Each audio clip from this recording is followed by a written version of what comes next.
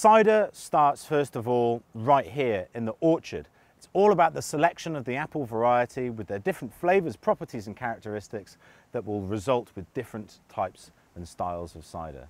So we're here today at Peckham Cider in Upper Mouterley in Nelson, and they are unique because they grow a huge number of traditional English style cider apple varieties. These are varieties that have been grown for centuries solely to make cider. And what differentiates these apples from eating apples that are grown over here is the presence of tannin. Now, tannin is what you get in tea and coffee and red wine. It provides colour, it provides mouthfeel and complexity, and it also provides some bitterness and astringency. These apples tend not to be particularly nice to taste, but they make a great drink. Of course, you don't have to just use these old traditional varieties. You can use dessert apple varieties, which grow in abundance in the Nelson area, in Hawke's Bay and in elsewhere. But these will give you a slightly different flavour profile. These will give you the acidity, the light, crisp, freshness, completely different. Not necessarily better, not necessarily worse, just different. First of all, we need to get the fruit from the tree down to the cidery. In a traditional English style orchard such as this, because the fruit is going to be going straight to the cidery, it doesn't matter if the fruit touches the ground. It's going to get washed anyway.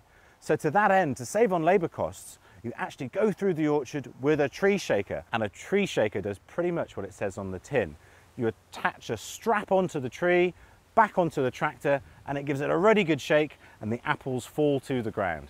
It's then at this point that the fruit is collected into a row, and you can go along with a harvester, either a sit-on harvester or a push-along harvester. And it paddles, it collects the fruit from the ground and puts it into a basket or straight into a trailer, into an apple bin, ready to take down to the cidery. A very efficient way of picking these apples. What's really important is the blend of apples that you're going to be putting together to make your cider. And that's one of the real skills of the cider maker, is the dark art of blending, before fermentation and after fermentation as well.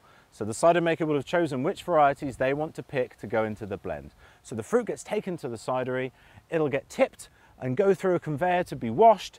The opportunity there is for any rotten fruit or imperfect fruit to be taken out. We don't want that going into the press. And it will go through the mill, also known as a scratter.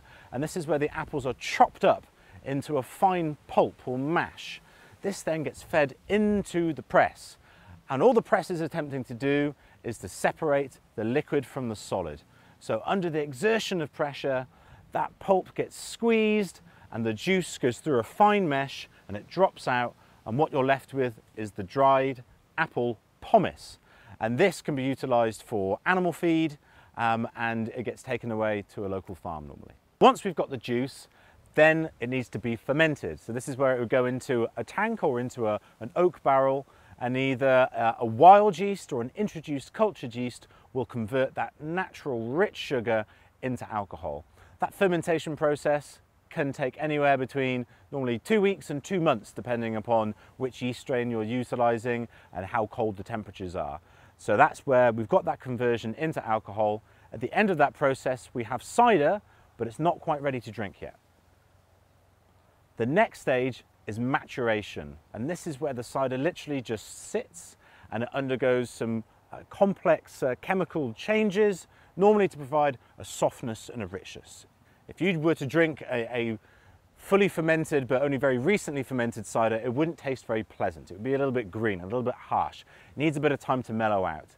The high acid apples don't need generally as much time as the very rich, bold tannic apples. Again, use a wine analogy. Think about how Sauvignon Blanc is normally best drunk within a year, whereas Pinot Noir needs a little bit of time for aging. So once the cider is ready to be consumed, it's then a choice of what type of packaging do you put it into. You could put it into a keg for dispense down the pub. You could put it into a bottle or into a can, and you could carbonate it. Majority of ciders are consumed like a beer, even if in fact they are more made like a wine. Cider sits in this very interesting mid territory. You could also have it still. Cider comes out naturally still. If you want to have a sparkle, it generally has to be introduced either through a forced CO2, or you could put it into a bottle and let it undergo an in-bottle fermentation. What we're talking about there is the first stages of the champagne process. So you can see that cider can have all of the finesse of a fantastic high quality wine.